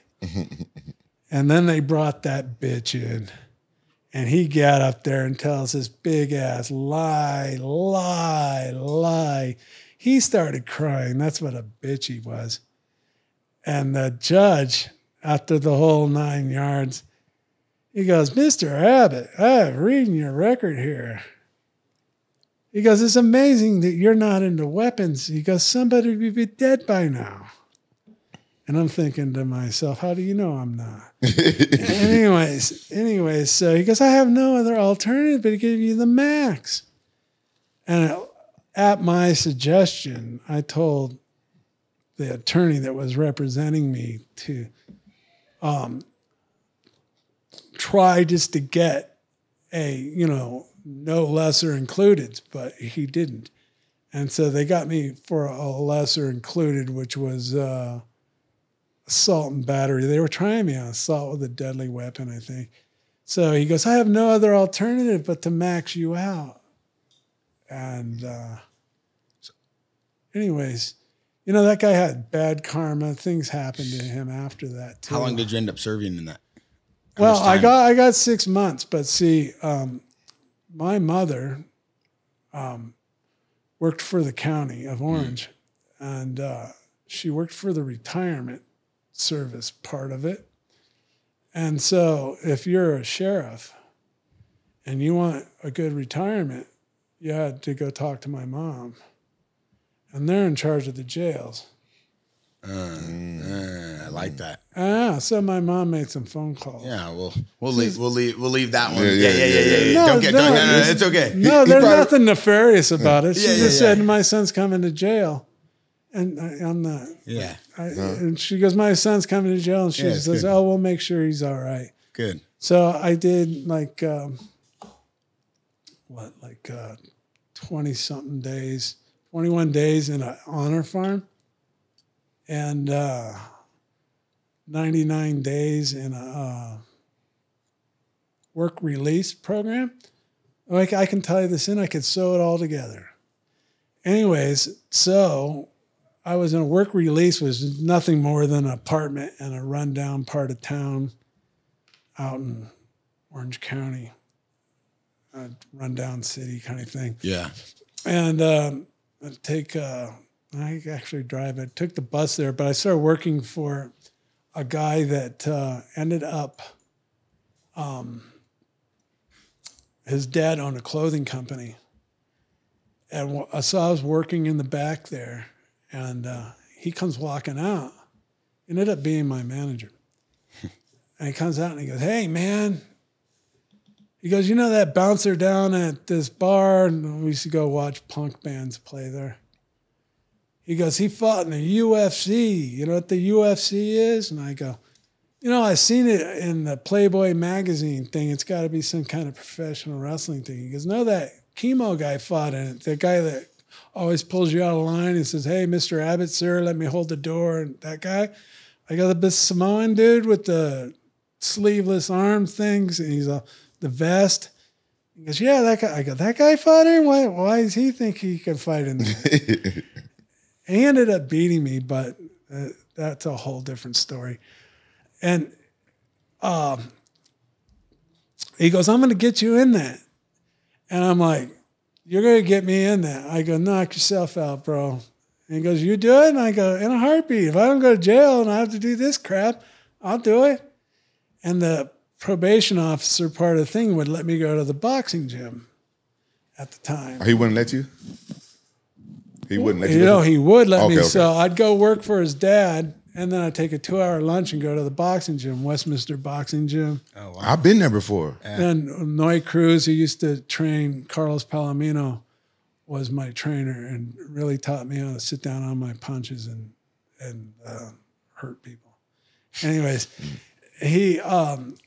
so I'd go to the boxing gym, I'd go work, go to the boxing gym, and then go back to the halfway house, which was like a 2-story apartment. And they had like this parking almost like an alley. And I would go run for an hour with my headphones on in an oblong circle, like no longer than 50 yards, maybe 40 yards, just for an hour. I couldn't tell how far I ran. I just would run an hour every day. So I'd be so tired, just go up and go to sleep. And during that time, he kept on calling Art Davey up, going, no, you don't understand. I got the guy that you invented this show for. And he's like, yeah. We heard this a bunch of times. Mm-hmm. And he goes, no, you haven't heard from this guy. And he goes, all right. So finally I got done with doing my time in jail or my halfway house. And he goes, hey, that Art Davey guy finally wants to meet you. And he played the speakerphone on the desk. And Art's got this whiny little voice. And he's all, okay. He goes, well, you tell that guy I got some guy 6'8", 300 pounds that might want to fight him. And I'm like, whatever, okay. So it was raining, and he comes pulling up in his truck. He had like a dually truck. He used to race offshore boats at the time. And I jump in, and he goes, what's that? And then when I got out of jail, I moved into my parents' garage because I wouldn't move into their house. I was out of their house, and I'm not moving back kind of thing, but I'll stay in your garage. And so he comes walking. I walk out with a grocery bag. It was back when those bags were paper, brown paper bags. And I put my wrestling shoes in there, some coaching elastic shorts, the football coaches shorts. And that was it, basically, in a T-shirt. And so it was raining, and I walked in, I set it on his desk, and this is when they're going, hey, we're going to call you. And we don't know what to call you. You say you're a wrestler. And I go, yeah, I am a wrestler. And he goes, we talk. And he goes, well, we're going to have to come up with an idea or something. Well, it's not just saying you're not going to be able to fight, but, because there wasn't a long line of people that thought they were fighters, even though everybody thinks they are nowadays. So he's all, okay. And I said, I was like looking at, this guy's name is Dave. I was like looking at him like, see, this is all a work, man. This is all not real. And this is like a show to Gracie's and their stupid stuff and just chemo with the thing. And he's like looking at me, and then I go, all right. And I was kind of like, balloon was deflated, Yeah. And I grabbed the bag, and Art, he's like a little, studio kind of cat, like a movie direct casting kind of guy. And he's like a little wormy lying guy. And he goes, hey, yeah, so it was raining out. And he goes, what's in that bag? And it was kind of like soggy.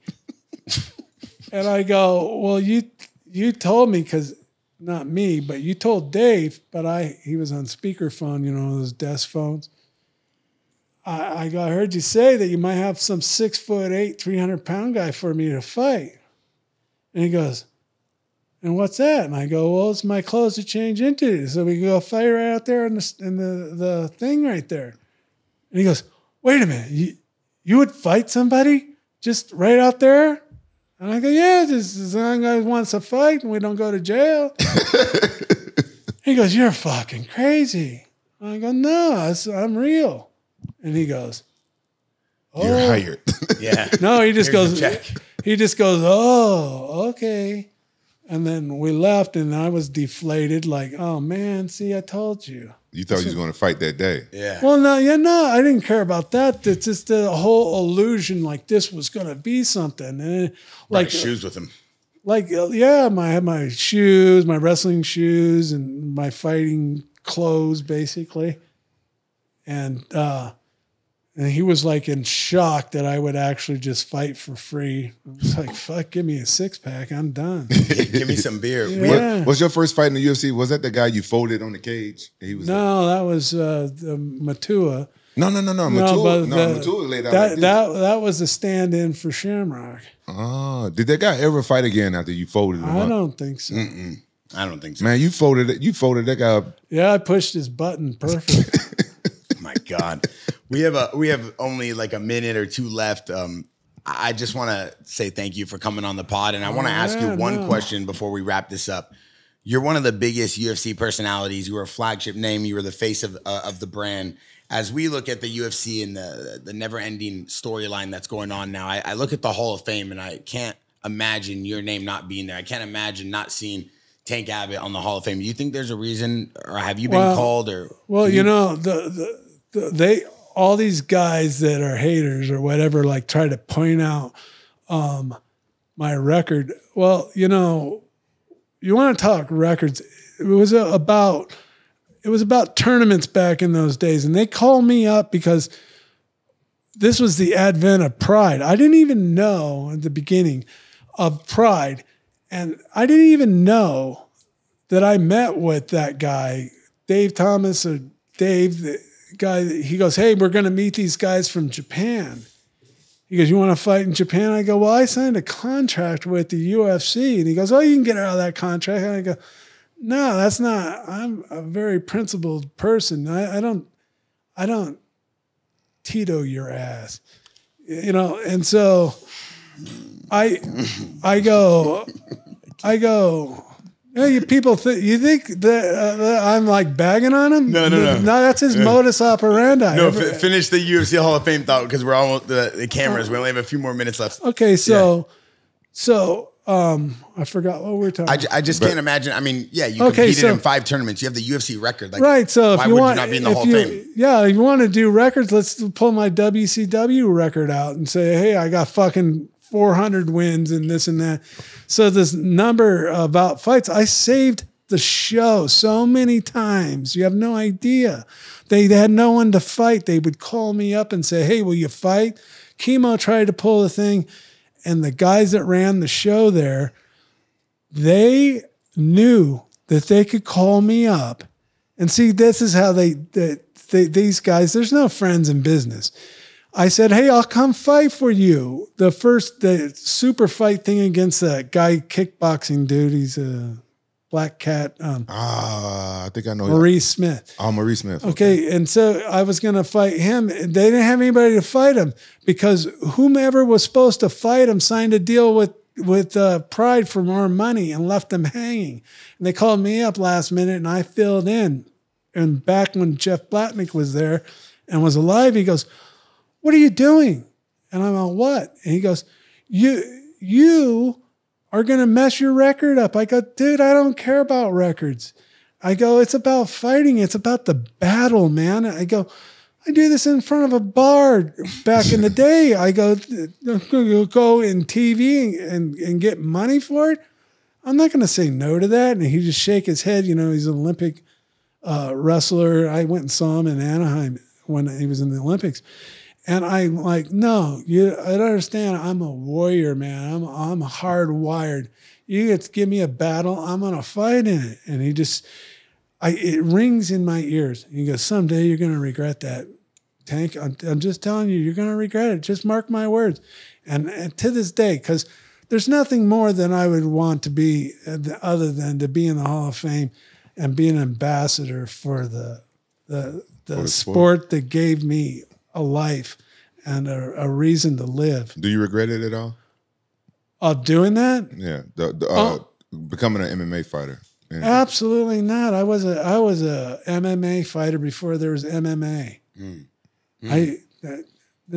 How many of these people have been arraigned? At least 7 times, more like 10 before they started noticing, going, "Hey, this bar fighting stuff has gone too far." And then finally, true.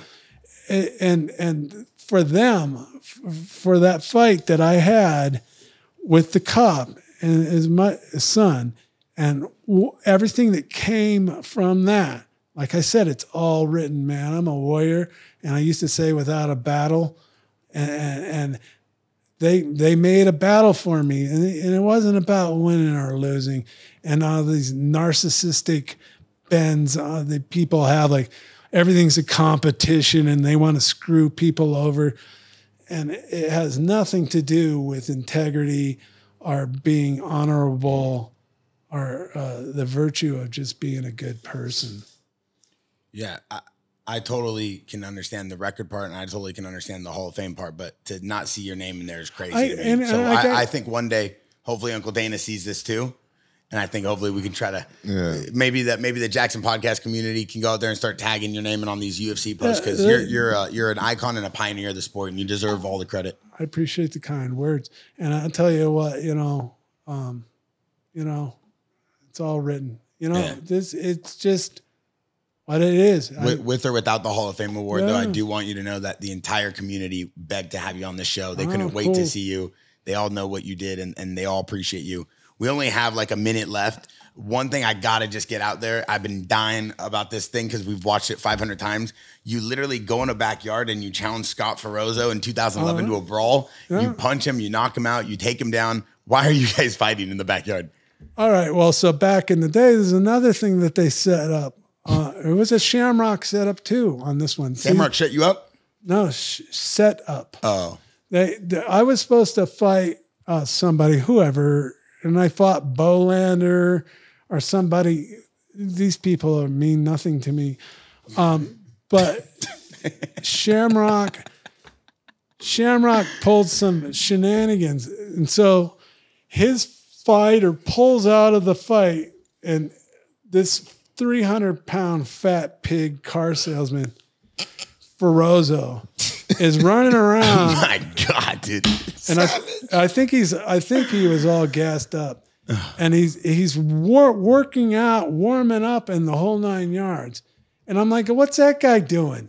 Why is he acting all crazy and running around, warming up like a nut? He's not even in the show. He's an alternate. I never seen this. Yeah, pull it up. Okay, which one's Tank? The yellow shorts. Oh, with the blue shirt right here. Hey, I call that guy fat, and you're saying which one's Tank? No, I don't got my contacts on. No, I didn't know you were talking about fighting a fat guy, though. I thought you were talking about somebody set it up. We only have like a minute or two left before the camera's running out of battery because at 3 hours. Let me see 3 hour this timeline. Let it go till the cameras die. Yeah, Fuck it. hey, let it go till the cameras die, okay? Just text me in the back, and I have so keep going. Keep going. So he's warming up in the back. So Shamrock's fighter's supposed to fight me. He pulls out, and he's only 190 pounds. I needed knee surgery. They pull this fat pig in here, and he pushes me around. And so they called me up and go, hey, you want to do a backyard brawl in Ohio with this guy? I go, sure. I jumped on a plane, flew out there, and knocked the shit out of him. But you was already in the UFC at this time? No, This is after. This This is is way 2016. after. He's like 50. Yeah. He's 50 years old in this, right? I How was old are you in wondering why he had this? the great Yeah. beard. How old are you in this thing? 50, 48? I don't even Yeah. remember. Yeah, he's up there. Well, you still moving good. Look at him. You Yeah. dropped him. Yeah. Bro, oh my God. You're just beating the brakes off this guy. Tank, how much you get paid for this fight? Can you tell us? Enough for me to do it. I told you I had to fight for free, but I made probably more than it would be if it was sanctioned. I mean, Tank, you literally This did guy, not care. I did this in a guy. He's a friend of mine now. His name's Brian Grooms, and he was in His name is Ohio. Brian Girth Grooms. Kimura. Brian. This is the stroke stuff. Brian Grooms. Okay. And he put it together. He wanted to fight in an empty strip club. Bro, look at those gloves too, Tank. You were like the first to wear those UFC MMA style gloves. I was the first person. I made them. I cut the gloves out. Oh, Tito said he made it. Tito says all sorts of things. He was wearing those gloves before everybody. Those weightlifting gloves that you wore. At first. No, they were bag gloves, speed bag gloves, and I cut the post out of them. Some other guy wore those gloves before me, but he was a striker, so I don't think he cut the post out because he wasn't going to wrestle. And so, You're sick. anyways, Before everybody. yes, and John McCarthy. yeah, whatever. Matua. You know, when I was at the UFC 6 thing, I picked up the gloves and I said, can I wear these at the fighter meeting? And he starts laughing with his big bellowing goofball laugh. If you want to wear them, we'll go ahead. And I going, okay, thank you. And then we all saw what happened to Matua. Mm-hmm. Yeah, I mean, you literally are sitting here just beating the brakes off this dude. And then on top of that, it's like you just throw on a T-shirt and some shorts and you go in this guy's backyard. Yeah. Whose backyard is this? That's what I want to know. Brian Grooms. Really? In So- Miamisburg, Ohio. Yeah, It wasn't about sponsors. It bro, it's wasn't a about. 10-minute fight. It's a 10-minute fight. Yeah. He went straight to the hospital because he had vertigo and all this kind of You stuff. punching him in his neck. Oh, dude, he's like destroying the guy. Are you guys having a conversation down there? Do you I remember what he was? don't remember. Wait, what do you think's happening right now, Rampage? I think the guy's begging for Tank to get off of him. Like, Tank, Yeah, please. yeah. What's he saying, Rampage? What do you see? He's like, please get off me. Let me get back up. Let's start over. And like he's saying like, sorry, Tank, I tripped. I think he pushed out and stopped it. I don't remember. Yeah. Was this before or after? I jumped in the car because the neighbors were calling the cops and shit, and I fucking ran and jumped in the car, and my dad drove off. Your dad was there? Oh yeah. Oh, this is cool. Hey, you're the man. You're literally the man. To do this and then to have it on YouTube on top of that is amazing. Was this before or after you filmed the episode for Friends? Oh, this is way after. You know, he was on an episode of Friends. I think I remember seeing that long time ago. And then you talk about who was the flagship of the show. Why didn't they have anybody else on there? Shamrock. Why didn't they have anybody? They wanted me to be on that show because it was sweeps week and the whole 9 yards. And I was basically the UFC. No one knows that nowadays, but I don't care if every dog has his day, whatever, man. There's a lot of new fans. Can you believe they're on UFC 300 now? You know, I went to go see your buddy's fight at in Phoenix. I live out in Scottsdale, not proper, out in the desert, not Scottsdale proper. I'm out with the coyotes. Anyways, and so I was there, and I was looking like I am now, no goatee and everything else, just Mr. Incognito. Not one person knew who I was. Not one. I was like, this is kind of cool. Mm-hmm. Mm. It's good though. We all know who you are. We all know what you did though. So that's all that matters. Yeah. At the end of the day, you have to realize that the entire MMA community, past, present, or future, will always be able to know what you did based off this, based off the ability for you to be that flagship face. You were the representation of what it meant to be an MMA fighter. Well, yeah, I appreciate that. And I just hope that I brought some realness to not only the skill of what it is nowadays. Yeah, it's a skill. And there's a little scene where I said it's the best athlete that stepped into this ring so far, the octagon, the cage. Mm-hmm.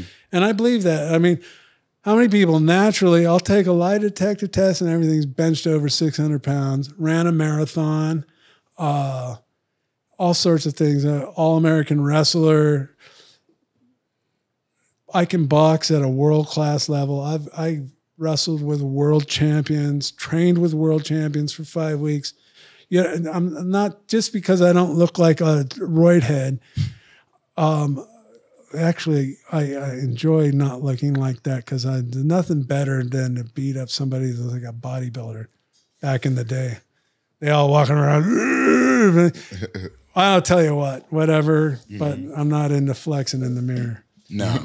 And I just want to say from the bottom of my heart, thank you for coming out here. We're trying to put together the best MMA show, and you just made it that. So we appreciate it. Thank you for coming. Guys, make sure you leave a comment. Go check out his book. It's in the description. Don't forget to clip that image. Let's make sure we spread the good word and show them what they're about. And tag Uncle Dana. Yeah, don't forget to follow him on Instagram. What's your Instagram? Tank.Abbott? Yeah. Hey, and also, I would like to get on Joe Rogan. Oh, come on. Hey, ladies and gentlemen, Joe Rogan, come on, man. Yeah. Rampage, that's all you. No, Joe, I've never been on Joe Rogan. I can't help him. No, but Joe respects you better than me, so why don't you say it? Well, yeah, guys, tag Joe Rogan and tell Joe Rogan to get Tank Abbott on there. Give Joe Rogan a message, please. Joe Rogan, you the man. You the king of podcasts. Get Tank Abbott on there. Come on. You know, it was in New Orleans, and he came up, and I'm not, sometimes I don't like talking to people. So I was sitting in this like arena area by myself, and he comes walking up, and I go, "Oh, perfect." You know, like that's probably why you never been on there. No, I didn't say that to him. Oh, okay. No, I know you're a savage. No, I didn't say that to him. I was thinking that in my head, and then next thing I know, he starts rapping with me, and I go, "Hey, this guy's pretty cool." Actually, he was on like some sitcom on NBC or something like that.